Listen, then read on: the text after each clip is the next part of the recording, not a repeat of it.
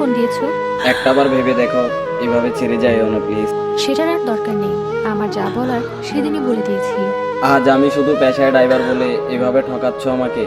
আমার কিছু করার নেই। চাইলে তো তুমি অনেক কিছুই করতে পারো, শুধু আজ নিজের স্বার্থ লোভে এভাবে ঠকাচ্ছ। যেটা তুমি ভাববে। আমি তো তোমাকে নিয়েই ভাবতে ভাবতে দিশেহারা হয়ে গেছি। কিন্তু আমার কোনো অপশন নেই। দোয়া করি কেউ যেন কখনো তোমাকে এই কথাটা ফিরিয়ে না দেয়। আমার কাছে কোনো অপশন নেই। আচ্ছা, আমার অপরাধটা কি ছিল? তোমার কোনো অপরাধ নেই। অপরাধ হলো আমাদের রিলেশনে। আসলে তোমার সাথে আমার ম্যাচিং হয় না।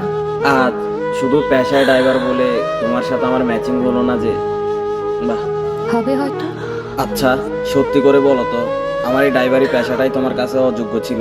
হ্যাঁ। আরে বেঈমান, পেশায় ড্রাইভার হলেও আমি ছেলেটা তোরা নিজের থেকেও বেশি ভালোবাসতাম, যেটা কখনোই প্রকাশ করিনি তোর কাছে। সেটা তোমার কাছে, আমার কাছে না। রিলেশন করার আগে তো আমি তোমাকে বলেছিলাম আমি গরিব ঘরের সন্তান, পেশায় করি ড্রাইভারি, অশিক্ষিত মূর্খ। সব জেনেই তো তুমি আমাকে ভালোবেসেছিলে। তাহলে আজ কেন এইভাবে ঠকাচ্ছ আমাকে? আমি তোমার জন্য না, তাই।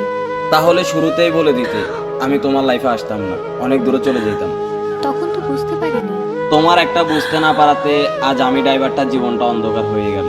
হয়তোবা তোমার ডিপ্রেশনে কোনো এক সড়ক দুর্ঘটনায় আমি না ফেরার দেশে চলে যাব। সরি। পরপারের টিকিট কেটে দিয়ে এখন বলতেছো সরি। যাই হোক, দোয়া রইল তোমার জন্য। ভালো থাইকো। যদি কখনো মাথা তুলে দাঁড়াতে পারি, ভয়ঙ্করভাবে জবাবটা